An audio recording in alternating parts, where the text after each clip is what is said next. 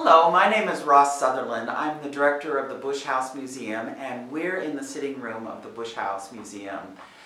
This is the Arts and History Immersion Project Tour, and this is usually done for 4th grade students. And usually we have a room full of kids that are ready to hear the tour. Today it's just me and the camera, so welcome to the tour. But you'll get to see everything that we usually see on the tour, including all of the different maps and different things, different visuals that we have. This is a house museum, and the idea of a house museum is that it looks like it did when the people lived here. So the house is furnished to what it looked like about 100 years ago, and we'll go through all of the different rooms. And while you're watching this video, you might want to think about how this room and this house is like where you live and how it's different from where you live. And a lot of times people look around and go, well, this is nothing like my house.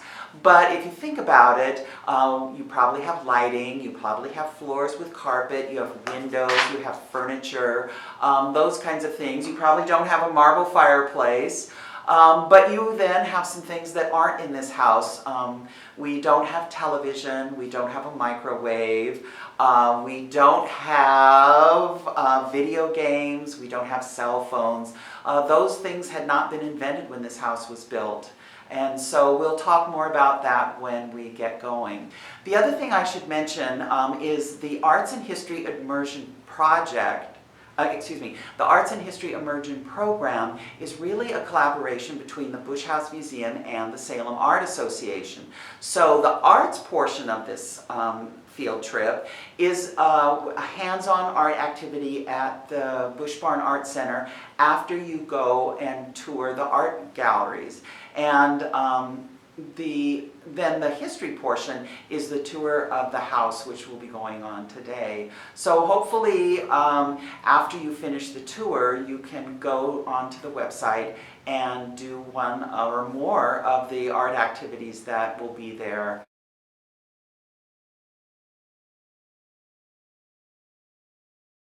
The Bush House Museum was built by Asa Bush in 1877, 1878, and he had 4 children. And so the house has bedrooms for each of them upstairs. Unfortunately, his wife had passed away before this house was built and was never able to live in it.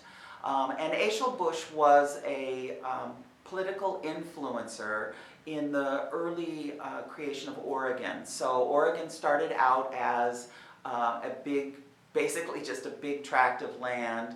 The first official sort of political organization was the Oregon Territory, and then later, 1859, Oregon becomes a state.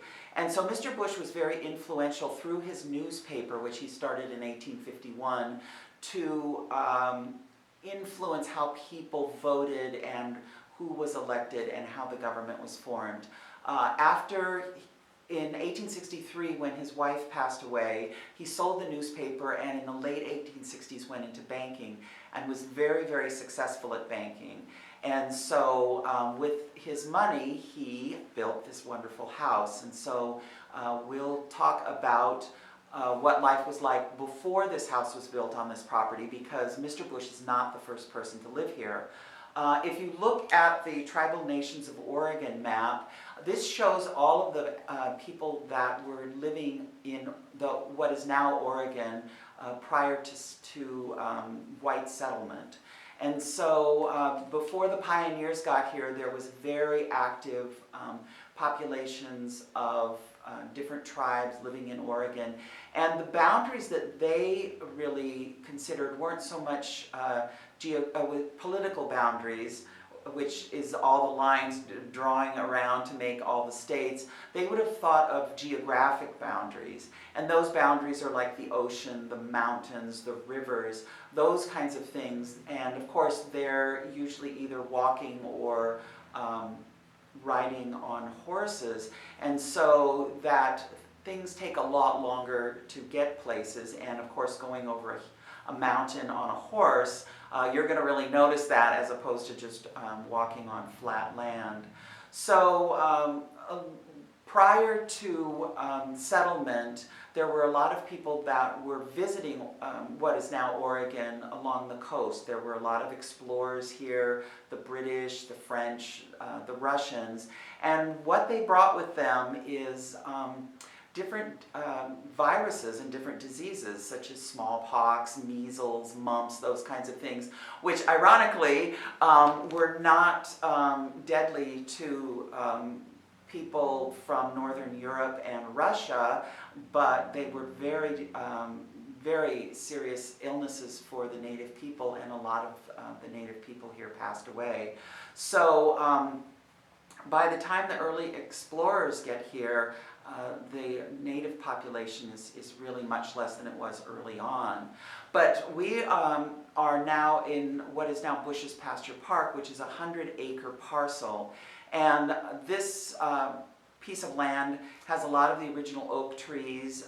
We also have the original camas fields that were here hundreds and hundreds of years ago. And camas is a really important plant in the diet of the different tribes that lived here. The main tribe that was in this area were the Kalapuya. And the park here, what is now the park, was really a great place for them to gather food. There's creeks here that have fish in it. There's the camas root, which they could dig with a special camas stick and then bake or grind. And then there were nuts from the trees, there were deer that were here, birds, different kinds of things. So this was really an important place for the early native people. Some of the earliest explorers that made their way, not so much here, but to the west were Lewis and Clark, and you may have read about them in school or in your studies. And Lewis and Clark were sent out by President Jefferson to explore the West. They came out on a route which later sort of mimics the Oregon Trail, and discovered a lot of different kinds of animals out here. Lewis and Clark didn't travel from the Midwest to Oregon all by themselves. There were 45 other people that were with them, including York, who was Clark's slave and was one of the earliest African Americans to visit the West. And then there was also Sacagawea, or Sacagawea, depending how you want to pronounce that. And she was a translator and was really helpful in making connections with Lewis and Clark and the various tribes that lived where they went. Lewis and Clark returned to the East. Their reports and journals are published. And people are very, very interested in all of the fur-bearing animals that they describe in their journals. People back east are very interested in the making money from the fur, and so a number of fur companies set up stations in the West. There's Astoria, John Jacob Astor and his fur company. There's the Hudson Bay Company at Fort Vancouver, which is overseen by Dr. John McLaughlin. So John McLaughlin was the head of Fort Vancouver, and from there a lot of fur trappers went out to trap fur, and the fort was someplace where they could rest, get more supplies. And the interesting thing is some of the merchandise in the fort store was priced by furs rather than by dollars and cents. So if you can imagine going to the store and them saying, oh, that will be 3 beaver pelts and a squirrel pelt, you know, those kinds of things, very, very different than we do now. And so the fur trappers were here, and a number of people started coming out, and when they got older they wanted to retire and become farmers, and so they started settling down in Oregon, which the Hudson Bay Company wasn't really excited about, because they basically wanted to use this property, which is now Oregon and some of Washington and Idaho, as basically a giant fur farm. So the reason these furs were so important was that the top hat was a very popular piece of a fashion item for men at that time. And having a beaver top hat was like having the most amazing pair of tennis shoes today, or the coolest brand possible. That was that. And so people wanted to trap the beaver and make them into beaver hats. And so while this was going on, there were a number of settlers that were coming out because people had heard that there was a lot of great farmland out here. What they didn't realize is this great farmland was actually managed by the tribal people that lived here by burning the grasslands and burning the fields every few years. They kept the brush down, the trees down. So this wasn't sort of just natural farmland. This was something that was really modified by the tribes that lived here. And so as more and more settlers came out, the native people were sort of pushed out of the property where they had lived, and eventually things got to the point where the settlers and the government set up reservations where the native people were all clustered on particular sites of land, and the settlers could have the farmland.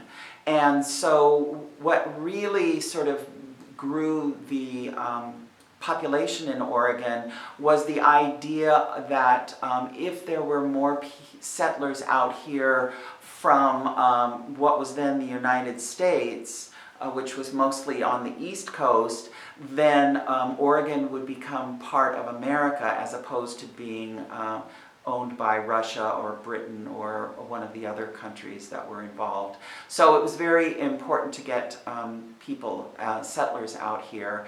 And they came on a route known as the Oregon Trail, which started out in Missouri and then wound its way through what would become a number of the Midwestern and Western states to Oregon.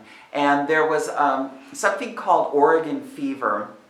And it was this idea that I need to get to Oregon. And so there were people that would sell their farms, sell almost everything they had, put their family in a covered wagon and come to Oregon.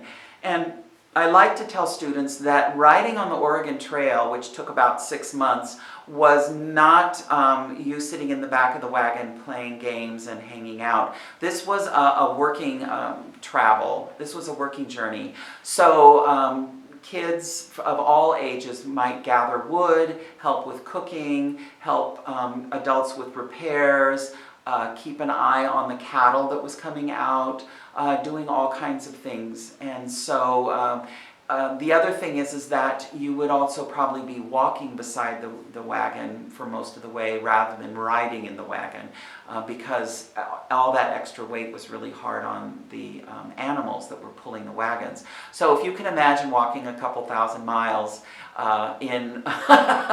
it would be quite an adventure. In the early 1850s, Asa Bush was invited out to start a newspaper, the Oregon Statesman, by Samuel Thurston. Samuel Thurston, who was the representative of the Oregon Territory to Washington, had an idea. He was a Democrat, and there was a Republican paper in Oregon, the Oregonian, but there was not a Democratic paper. So he invited Asa Bush to come to Oregon to start the Oregon Statesman and write, and also to help pull together the Democratic Party. But the West, when Asa Bush got here, looks very different than does today. There was the Washington Territory, the Oregon Territory, and if you look at this map, it stretches way into what is now Idaho. There's California, and then there's this huge chunk, there's two huge chunks of land.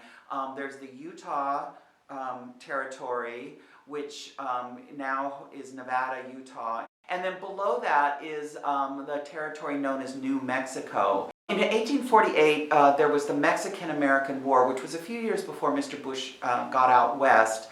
And large sections of land of the Southwest, California, the Utah Territory, and the New Mexico Territory all came to the United States. And so these these lands that had once been part of Spain and Mexico were now part of the U.S. So it wasn't until the late 1850s when 1859, Oregon becomes a state that we think about today.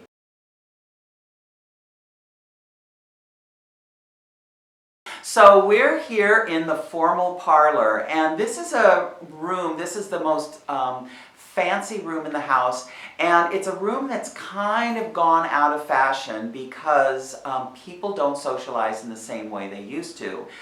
The formal parlor was a place where you met with people formally. So if your parents had friends over, you might meet and talk with them in the formal parlor. If a salesperson came over, you might meet with them. If the pastor or some of the ladies from your church come over, you might sit with them and chat in the formal parlor. And we don't socialize like that anymore. We're much more informal. And so the formal parlor, which later became the living room that people don't really use, people kind of said, why do we have all this extra space that nobody uses? So that space in houses has become a front office. It has been sort of incorporated into the family rooms and those kinds of things. But back in the day, you had the nicest furniture in the formal parlor. And of course, if you look at the furniture around you, you'll notice that this is not the kind of furniture that you just sort of hang out on. You sit very proper in it, very straight back. It's made with very fine, beautiful fabric. And on the walls there are a lot of original paintings.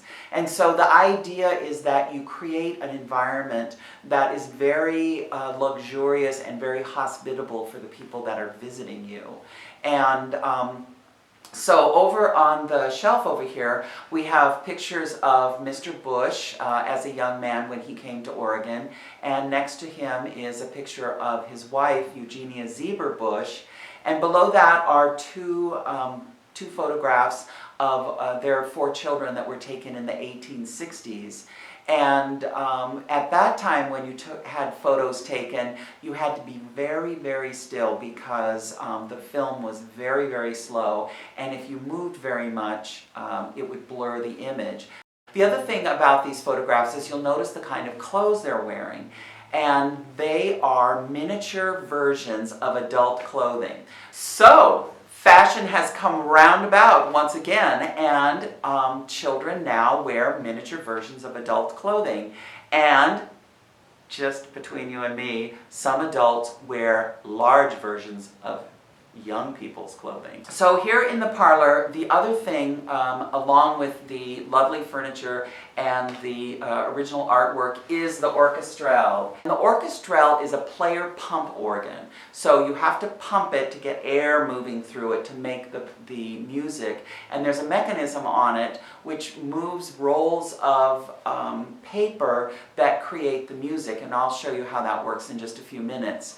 But if you think about the orchestrelle, this is this is an entire orchestra in one instrument. That was kind of the idea. And this would have been like the big screen is today. You know, you go into the room and you're like, we've got a big screen. This would have been a sense of pride that you had an orchestrelle, because not everybody had one or could afford one. And so it was a very special thing to have. And now let's listen to the orchestrelle.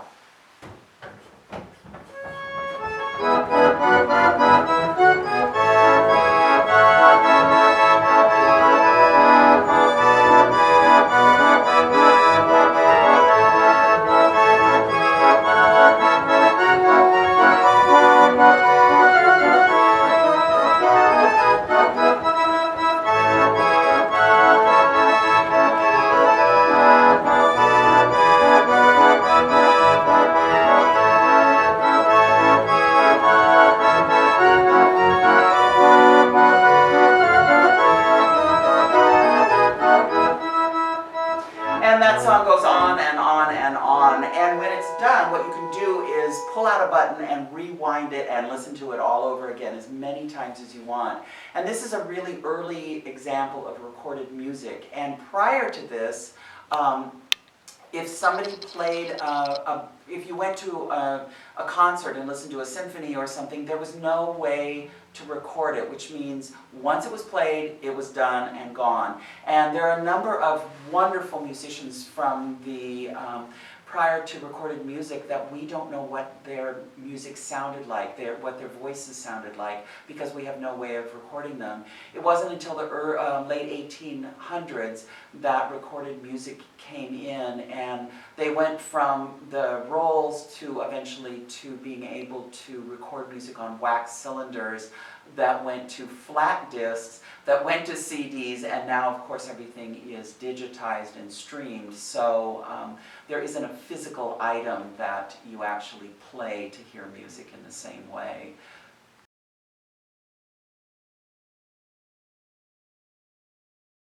So here we are back in the sitting room, and I am wearing white cotton gloves. And if you remember back, we were talking about not sitting on the furniture because we didn't want to damage it or wear it out. Same thing with wearing white gloves when we handle artifacts, where we don't want the oils on our hands to get on the artifact. This is especially important for things made out of natural materials, textiles, paper, those kinds of things that absorb the oils on your hands, even if you've washed them very, very good. Other things like ceramic and glassware, you kind of make a decision whether you're going to wear gloves or not because you don't want them to slide through and drop them.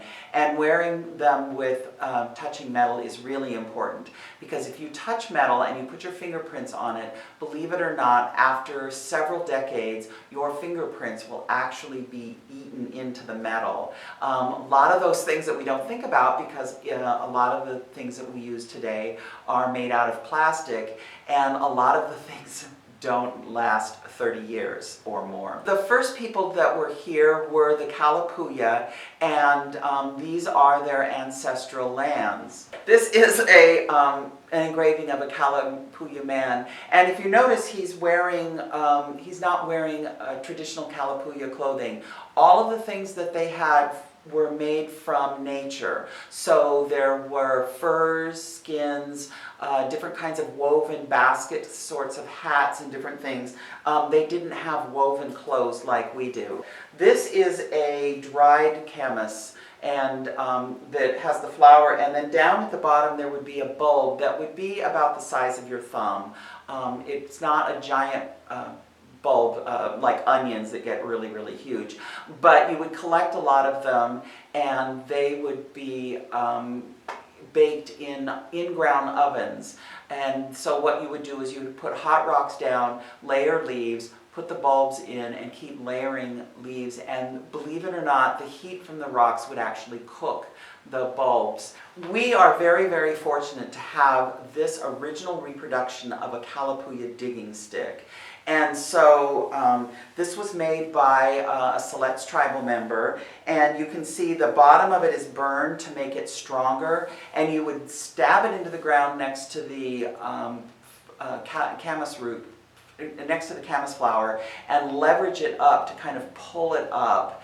And then for doing other kinds of small digging, there was this antler bone that you could dig with. If you remember, Lewis and Clark in the early 1800s visited Oregon, and they brought with them Sacagawea, who came out and was their interpreter with the different tribes that lived here. And they also brought York out. If you remember, we talked about York. He was one of the first African Americans to visit here. And when they were coming out, they couldn't just set Oregon on their GPS and away they go. They needed to use a compass, and most of you are probably familiar with the compass. It has a magnetized needle which always points north. Very important, because if you're going west, you want to know where north is. And of course you can look at the North Star, but then That's at night. And there's also the story that moss grows on the north side of the trees, but that's not very handy when you're out in a place that doesn't have any landmarks. Another thing that would be very important is a spyglass. So if you think of a binocular is biocular, so that means two. This is a spyglass, and for those of you that have watched some of the pirate movies, they're always spyglassing and looking at things, you know, what ship is coming, who's in the water, you know, is that a narwhal?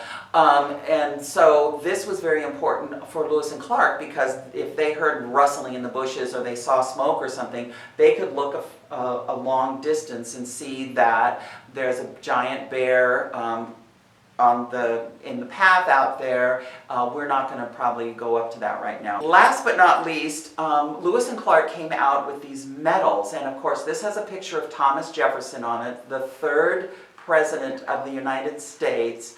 And if you look at the nickel, his portrait is on the nickel these days.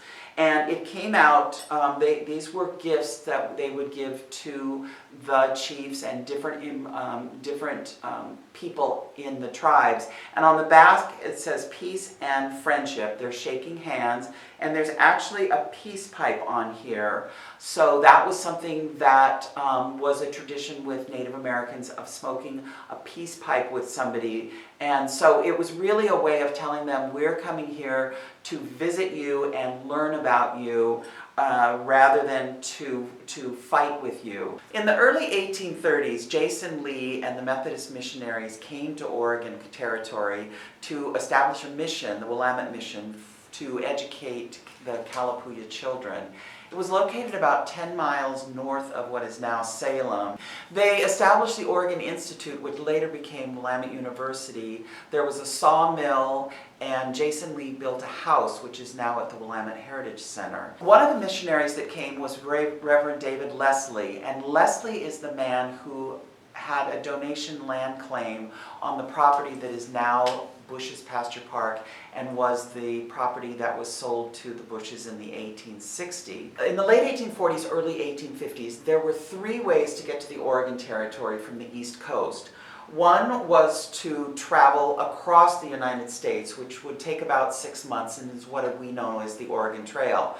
There were two other ways. One was to go all the way around South America and back up, which took 6 months as well. But if you wanted to take the short route, you could go down to Panama, take a small boat up the river for 30 miles, take a burro 20 miles over to the Pacific Ocean and get on another boat and come up. And that only took 3 months. And that's how Asa Bush made his way to Oregon. Asa Bush arrived in Oregon City to establish the Oregon Statesman newspaper.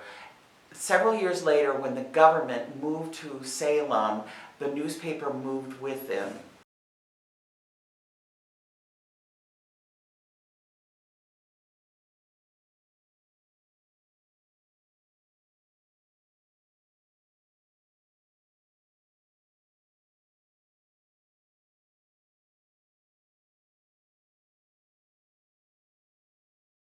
So the room next to the sitting room is the library. And if you remember early on, we talked about how there's no computers, there's no television, there's no radios. This is 1878. So there's newspapers and there's letters and books. So books are a really important form of entertainment. So you can read literature, you can read politics, you can read religion. I'm standing in front of the large portrait of Asa Bush that was painted in 1880, and this is what he looked like at the time the house was finished.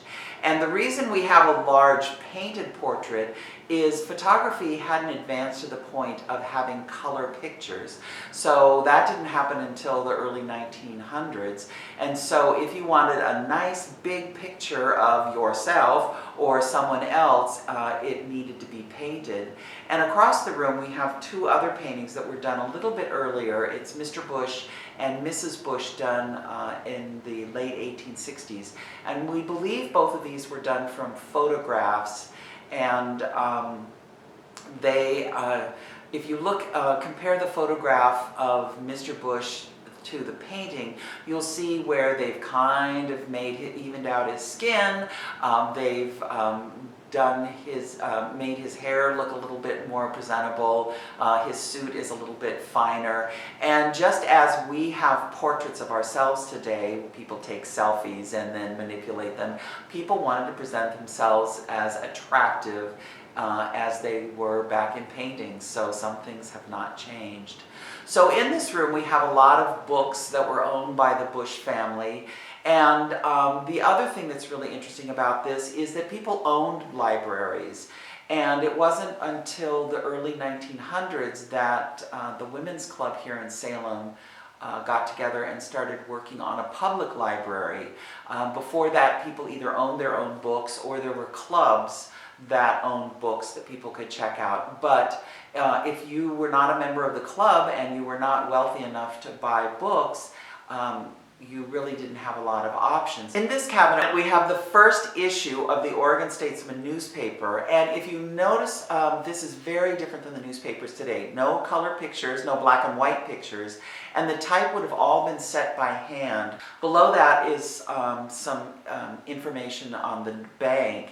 And the Latin Bush Bank was established in 1868 in this wonderful cast iron building. And the idea of a cast iron building is that the ornamentation on it is cast in iron and then bolted onto a brick building. And depending on how thick the paint is on it, you can actually take a magnet down and put it on the building, and the magnet will stick to the building. And this idea was a way to make very ornate, beautiful buildings without having to do a lot of hand carving, which was done out of stone prior to that.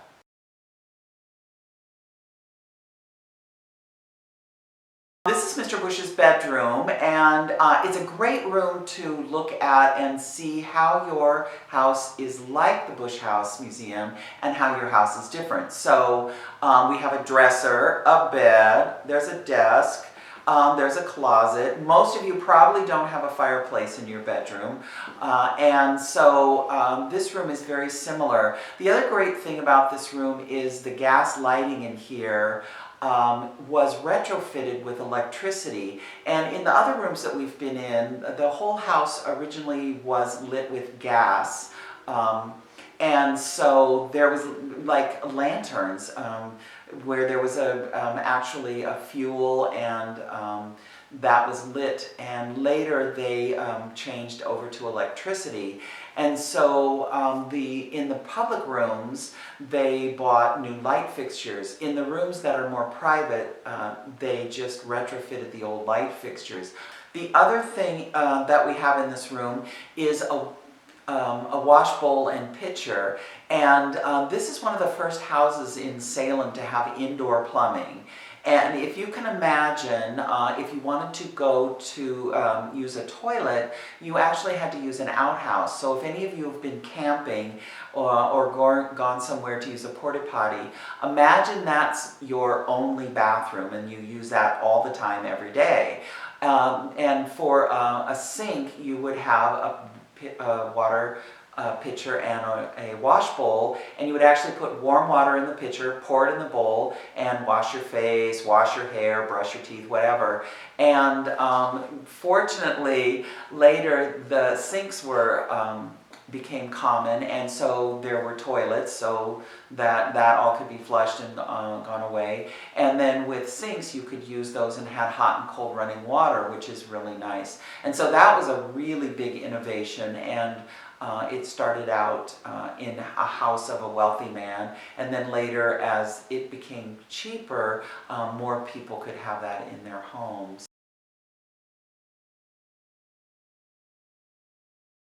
The kitchen today is really a place where people like to congregate and visit and snack and those kinds of things.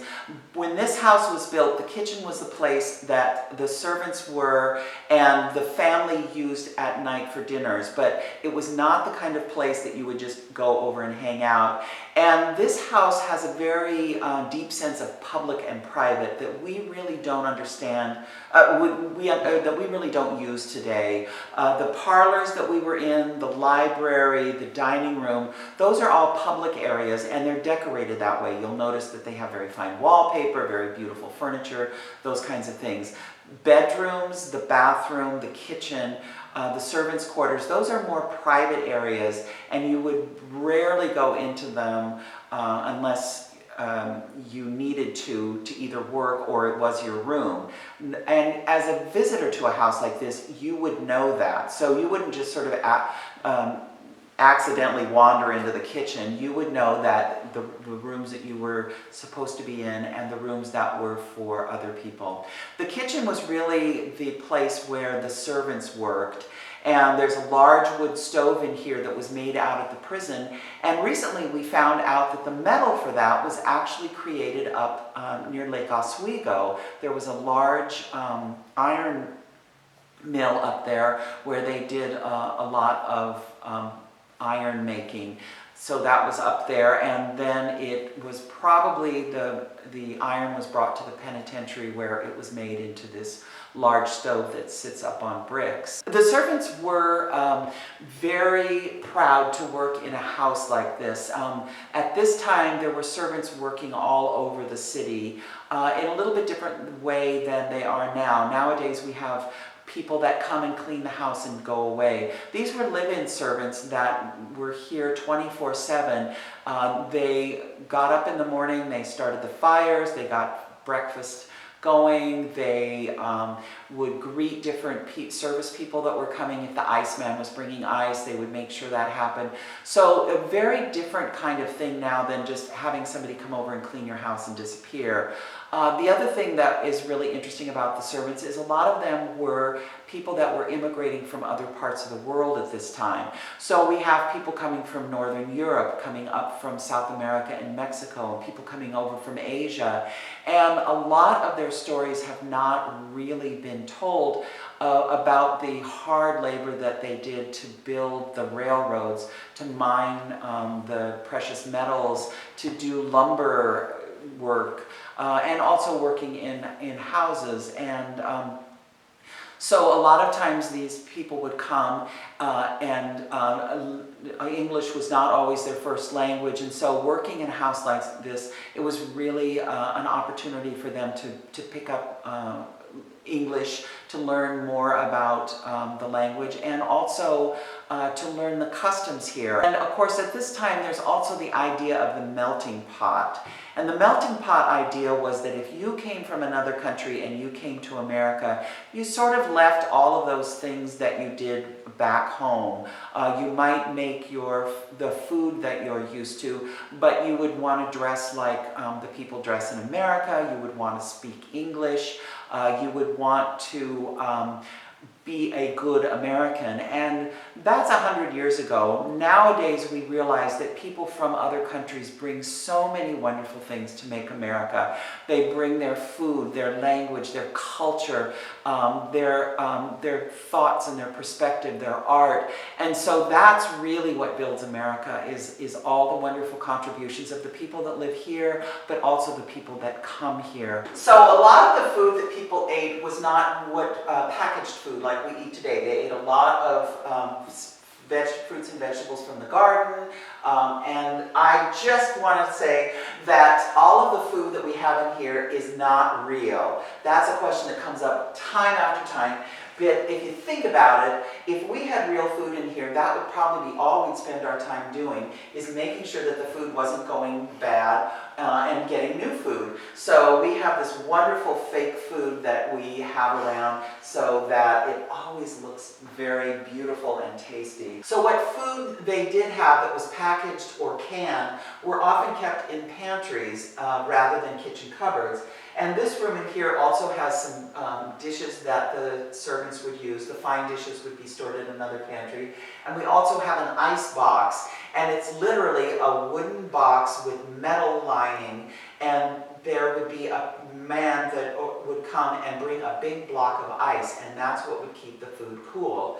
This is not the kind of cooling that you have frozen pizza and those kinds of things, ice cream. You would have maybe milk, cheese, and some vegetables and some things that you could keep coolish But it wasn't until electrified refrigeration is invented that people could really keep things cold.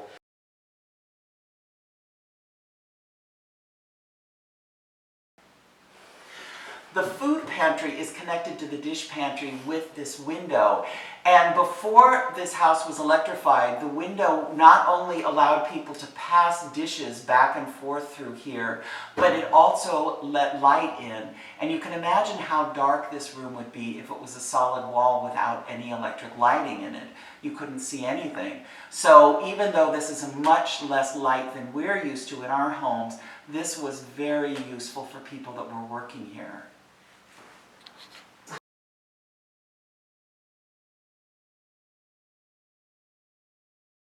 So the dining room is wallpapered with anaglypta, which is a very fancy name for embossed paper.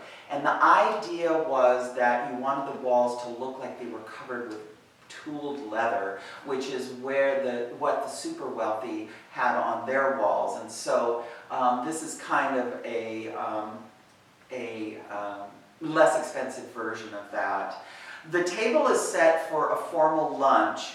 And a lot of times students want to know, why is there so much silverware on the table?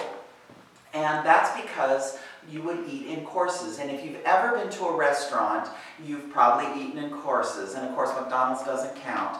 But if you've been to a restaurant where they've brought you out maybe bread or tortilla chips while you're figuring out what you want to eat, and then you order a meal, and they might bring you a salad and a soup, and after that they might bring you the main course, and when you're all done with that you might have dessert. So rather than bringing all the food out at once and saying, well, we'll see you when you're done, they bring it out as it comes. And that's because the food can be perfectly warm, and you're not having food sitting around. The first course might be a soup. So you would use the large soup spoon, eat your soup. When you're done with your soup, the person would come and take the soup away, and they might bring you a salad.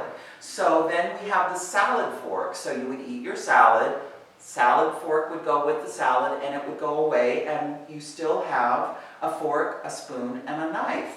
So you can see how that would happen. Bush House Museum is very interesting because some of the things that we take for granted today used to be new inventions. One of those is the telephone. This is a very early telephone, and if you notice, there's no dial on it. And the way you would use it is the bell would ring, that would be the ringtone, and you would lift this up, speak into the microphone here, and then listen through this earpiece.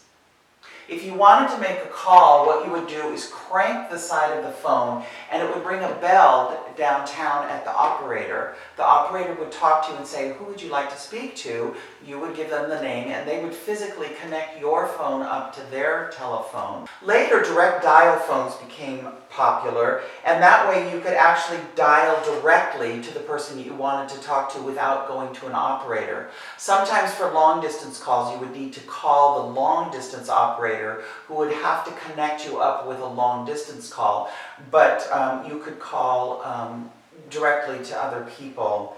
Of course, today with cell phones, you can dial anybody in the world and speak to them almost immediately without having to go through an operator.